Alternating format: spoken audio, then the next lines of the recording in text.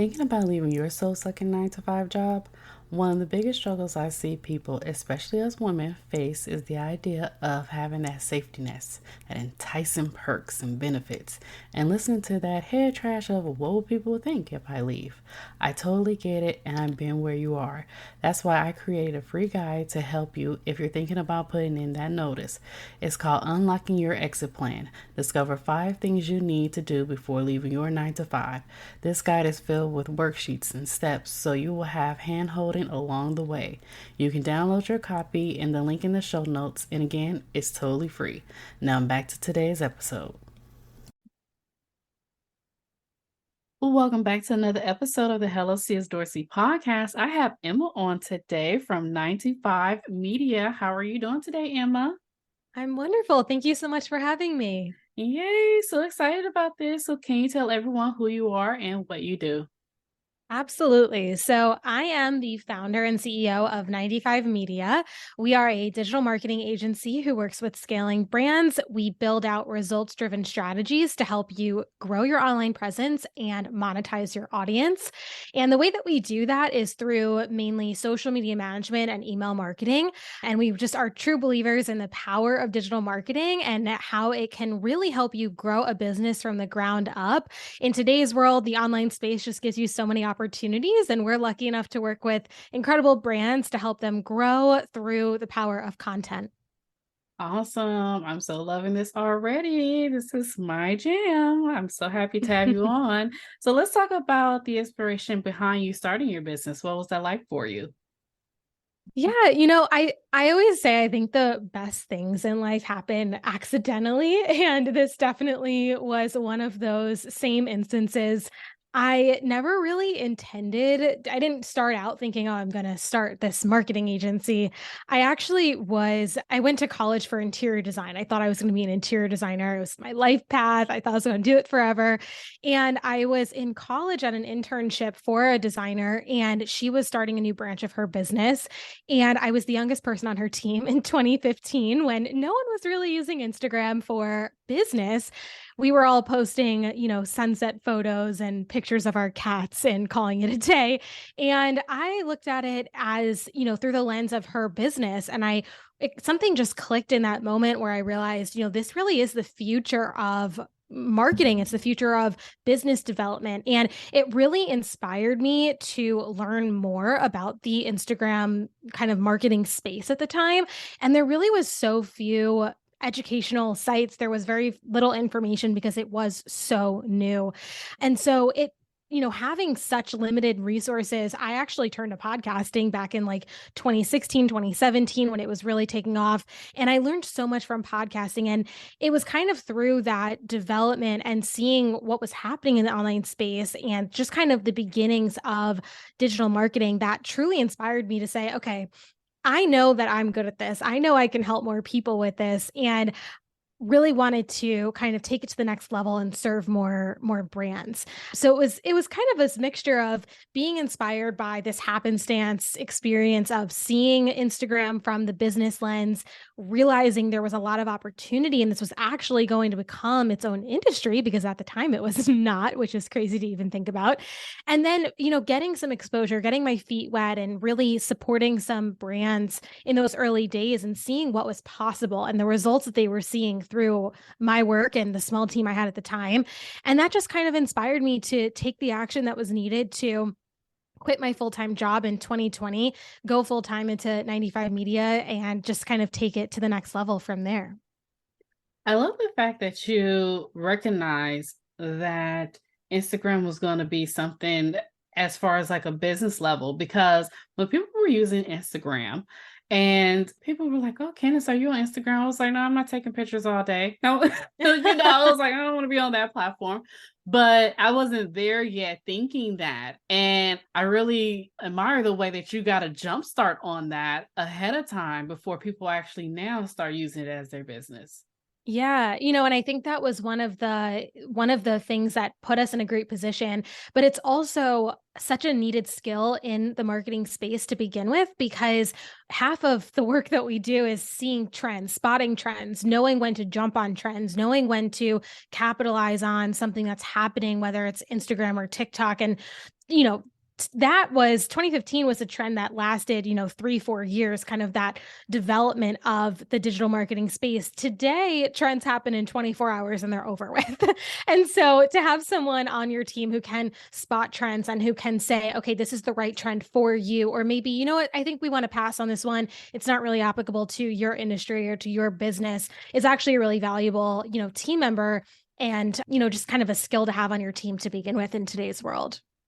So, as a side note, and I'm totally getting off topic here, I'm gonna get to the questions definitely, but I've noticed there was quite a few things that everybody was jumping on. Meerkat is one of them, and that's a platform you no longer hear about, and also one that was Clubhouse. Like, I think Clubhouse really increased the sales of the Apple phone because at the time it was only on Apple that you can Right. actually get Clubhouse.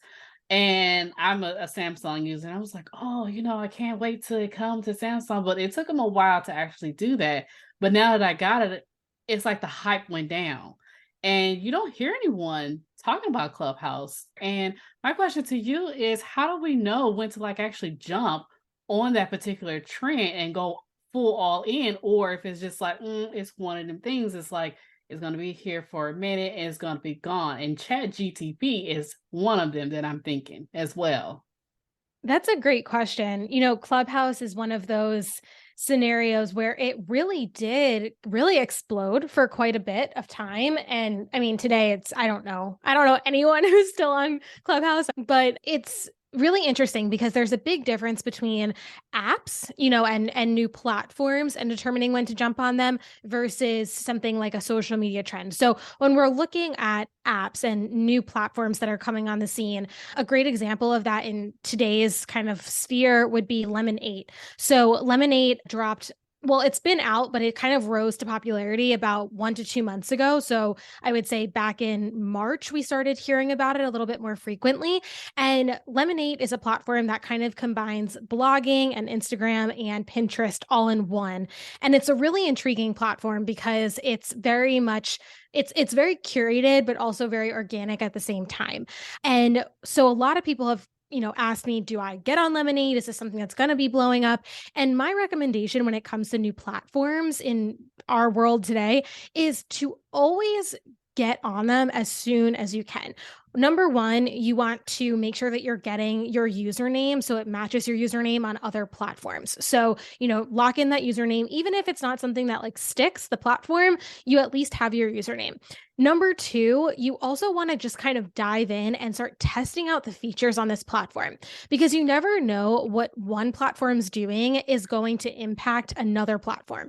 A great example of this would be TikTok and its humongous influence on the way that Instagram has shifted over the past 3 years. So even if you're not a TikTok user today in 2023, you are actually using some TikTok features if you are on Instagram because Instagram is essentially knocked off TikTok and started using it. And we even see it with, on such a big scale, just video content in general. So my recommendation would be get on the platform, begin testing it out, begin creating bits and pieces of content here and there, but mostly consume content. Like do some conscious consuming, I call it, where you're actively on the platform consuming content there and really understanding what's changing, what's happening here, what's different. And then, just kind of keep an eye on it and see if that's a platform where your audience is going because not every platform is going to draw your audience to it, but it's really good to just be in the know or have maybe like your social media manager be able to come to you and say, I think this is the right place for you, or I don't think this is the right place for you, and get some recommendations in that sense as well. So, can you remember a time in your business or starting out where you had a hello moment? Yeah, I think we all have a lot of them and I've been doing this since 2015, so it's been a long time. But I think one of the earliest hello moments I had was when we signed one of our early clients.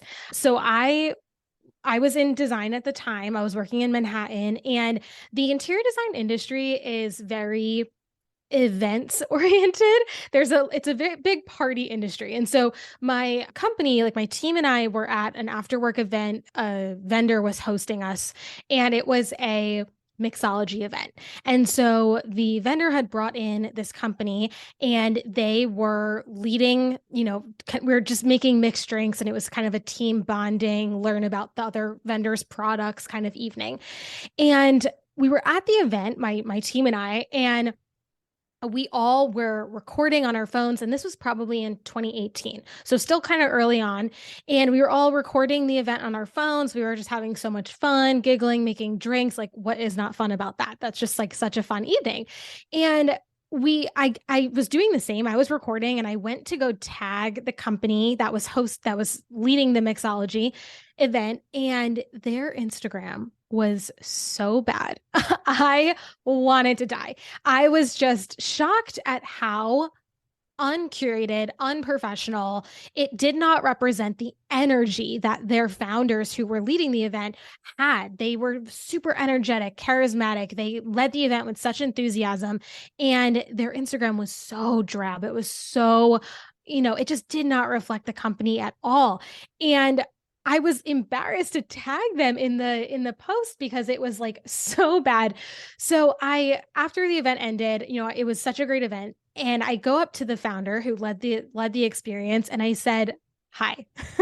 I know I'm here with my interior design team, but on the side, I do digital marketing." And I explained to him, what Instagram marketing was. I said, I really wanted to tag you, but I saw that your Instagram kind of needed some help. And I want to help you because it doesn't have to stay like that. Like, there are people like myself who can help you. And like, it was very clear he was the one doing all of the marketing, and he was clearly not a marketer.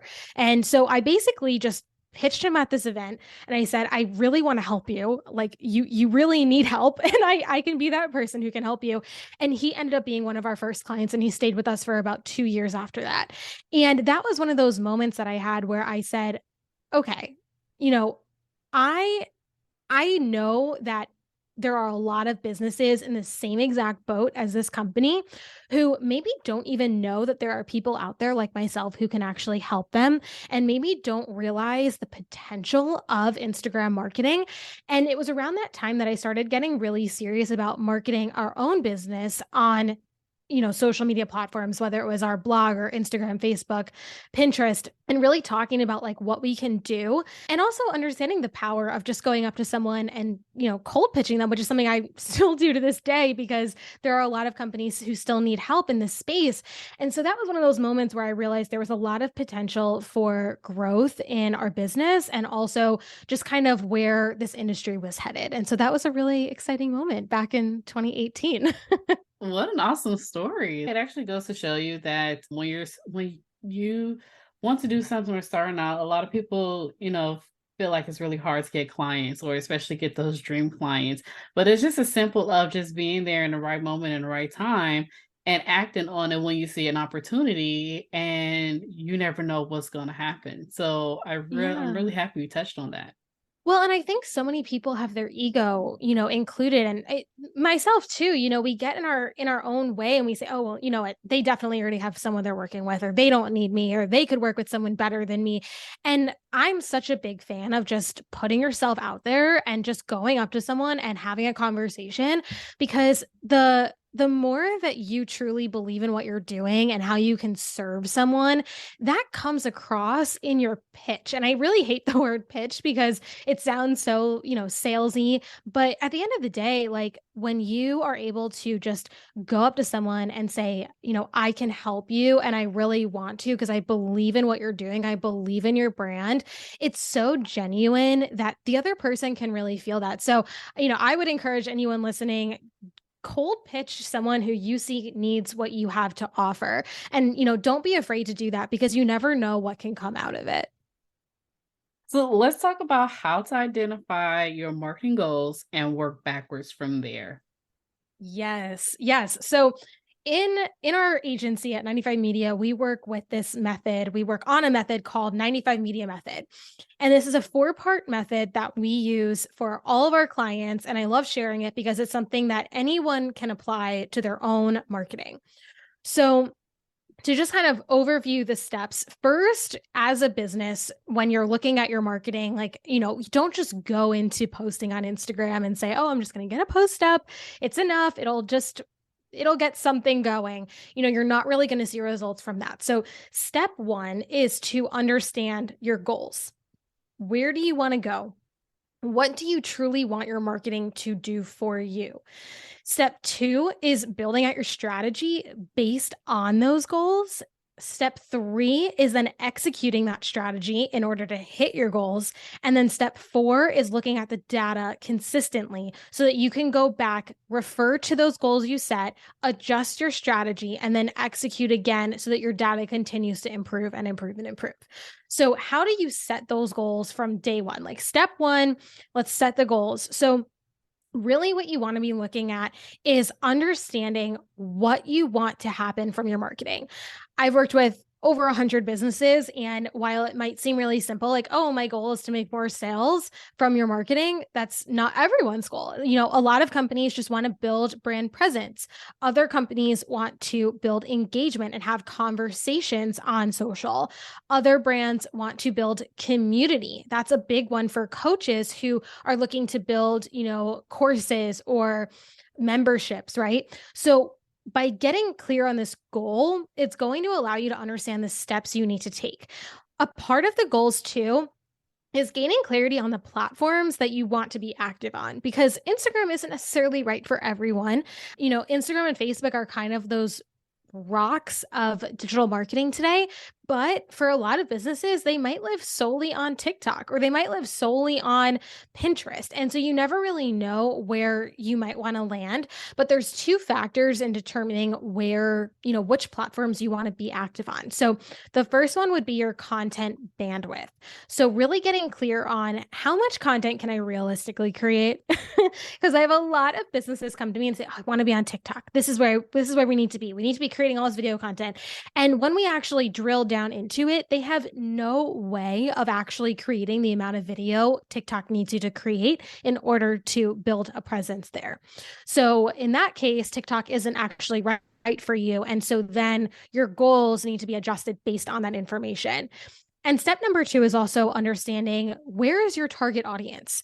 So understanding who your ideal client is and where they're active on will be a very big determining factor in the platforms that you show up on, because you might love Pinterest, but your ideal client is not on Pinterest at all. And that's really, really key to know. So these are all some kind of like floating factors you want to take into account when determining those goals. And again, goal setting is kind of step one to that overall process, because once you have clarity on these, you then want to go into building out that strategy, which is going to help you actually hit those goals at the end of the day.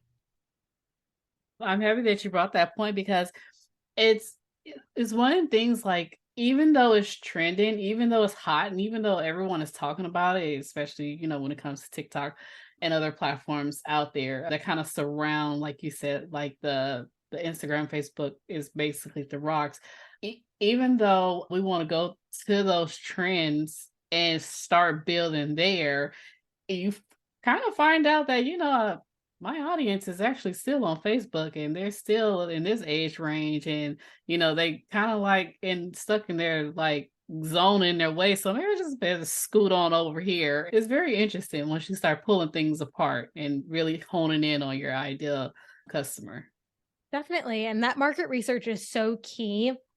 Really understanding who that person is that you want to be speaking to and where do they spend their time. So, as much research as you can do internally before you decide on which platforms you want to be active on, consult a marketing expert. We do this for all of our clients as well. We do like a full audit, do market research on your ideal client, and really confirm that where you're, hiring us to support you on is actually where your ideal client is. Because if they're simply not there, no matter how great your content is, you're never going to be talking to the right audience. So any last minute advice you have for our listeners out there? My biggest piece of advice is to just get started. So many of us get intimidated by social media. We get scared to show up imperfectly. We think we need to put on our full hair and makeup and be our best selves before we even get on something as simple and silly as Instagram stories. And the truth is that your audience is always going to connect with you most in your most raw version. And sometimes that's a hard pill to swallow because we want to show up as our best selves. But when you can really be your true self on social, you will see your sales skyrocket.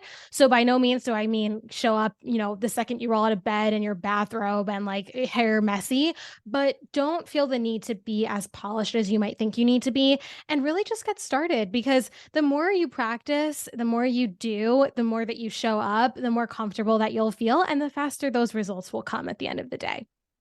So my question is to add on to that is, what do you do when you have someone that's, I want to say, well, me for an example, when you're kind of like burnt out, when you like really get burnt out and you look at like Instagram and you see like some of the same people have like maybe 4 or 5 posts a day, and you're like, how are they even getting anything done? I know they probably do it ahead of time. I know, they batch, schedule, all that stuff, but like just doing that and having the energy to do it, that's like really tough.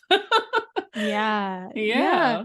Well, yes. So by no means is it easy. And that's definitely why I recommend getting support. And that's why we do what we do, because it is very, very difficult to keep up with the demand of social media content on your own as one person. Because not only are you creating it, but you also have to ideate it. You have to figure out the strategy behind it. And then obviously execute, get it up, and then reply to comments, reply to DMs, do outbound engagement as well. There's so many moving pieces. So it's very easy to get burnt out if you're the only one doing it and you don't have any support on your team. So, firstly, if you're able to afford it, I would definitely recommend outsourcing, getting support, getting a social media manager on your team, because that will lighten the load like crazy. Because what that person should be able to do is come to you with ideas and just say, okay, I need you to go record this 30-second video, send it back to me. I will edit it. I will add the text. I'll write the caption. I'll get it posted, yada, yada, all the things, so that you can show up as what I like to call the talent, right? As the business owner, you want to show up doing the things that only you can do. And part of that is being in the content. But you don't have to be creating the content from top to bottom. You really just need to be in it. So that's kind of step number one. Step number two, you touched on it, is batching and scheduling. So those are really, really key to making sure that you don't get burnt out.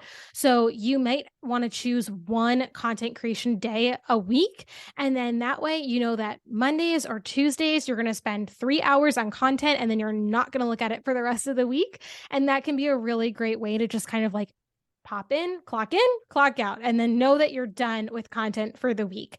That's a great solution that a lot of our clients love to do. And then step number three is to know that you really don't need to be posting 3 times a day. I know some people are still doing that, but to be honest with you, it's a very outdated strategy. There was this kind of like notion a few years back that like the more you create, the faster you'll grow. And in my opinion, that's just simply not true anymore. I really believe that if you post once a day, 7 days a week, that is more than enough content if you're doing it correctly and you're doing it strategically to help you grow very fast. So I would focus on quality content rather than quantity, especially if you feel that burnout kind of creeping in. Okay. This is really good. Yeah, because I was listening to a podcast and I follow Russell Brunson, for those of Hmm. you who know who he is in the internet marketing world. And he teaches like to publish every day, you know. Hmm. I don't know if that's still his sort of messaging, but a couple of years back he teach, to publish every day. And now thinking of it, I'm like, Candace, you really need to get out there. You need to grow. You need to get yourself out there, create like your own brand. I was like, people don't even know who you are. Well, some people know who you are, but other people don't know who you are. Like, you need to get your face out there. But then I was like, listen here, Candace, you work a 9 to 5. It's like, you can't do that. I'm like, Yeah. to do it every single day, I'm like, I would definitely have like serious burnout. And I was like, well, maybe if I'll do it 30 days and then I'll see what happened with my podcast, like get more listeners, downloads, and different things like that. And I was like, oh, maybe you try it for 30 days and that's it. But to do it every single day, 365 days a week, I mean, a year, like, no, no. Well, and it's funny because it's coming from a man who has a massive team who can support Yes. him, you know? And so I think take everything with a grain of salt and understand, again, going back to, your content bandwidth. If that means like if you want to create a post every single day, maybe you work a few hours on a Sunday in order to bring that to life so that other things don't fall through the cracks during the week. Or maybe you try that 30 days. I'm always hesitant to give like a timeline on things because as you're running Facebook ads, you mentioned, and things take time to compound, and building momentum on social media is a really big thing. And the longer you do something consistently, the greater your results will be. And so for us, we always say like you want to look at things in a 90-day window typically. So I would look at, typically we run quarterly reviews in addition to monthly and weekly just because we love looking at the data at 95 Media. But, do as much as you can without getting burnt out, because one thing that you don't want to happen is that you might post every single day for 30 days and then you drop off the face of the earth on day 31. And then everyone who's followed along with you for 30 days and has gotten really excited about what you've been talking about is now kind of left in the dust and have no idea what's going on. What happened to you? Why are you not posting anymore? They expected this kind of frequency and now they're no longer getting it. And then when you come back on the scene, maybe, 15, 30 days later, once you've come out of your burnout stage, then your engagement rate is so low because no one's been engaging with that content because you simply haven't been posting, that it's harder to build that momentum all over again. So instead of kind of going all out for 30 days, I would find a pace that you can keep up with consistently. Maybe that's 4 times a week instead of 7, and that you can actually do for 90 days at least. That way you're building consistently over the long term rather than in just kind of a short-term block. Okay. This is good. Awesome. Well, thanks so much. So where can everyone find you? Yes. So I am most active on Instagram myself. So our company page is 90.5.media. So that's all spelled out, NINETY.MEDIA. Oh, no, not media. NINETY.FIVE.media. Our website is 95media.co. We do also have a free course where you can learn how to create content that converts in under 30 minutes a day. So I always recommend joining that, especially if you're not ready to outsource just yet. It's a great resource. It has all of our best material inside and it's completely free. So that is at masteryourmarketingcourse.co. And I would love to see any of your listeners inside of that course. Awesome. Yes, we'll definitely link those up in the show notes. Thank you, Emma, so much for coming on today. Thank you for having me. This was so fun.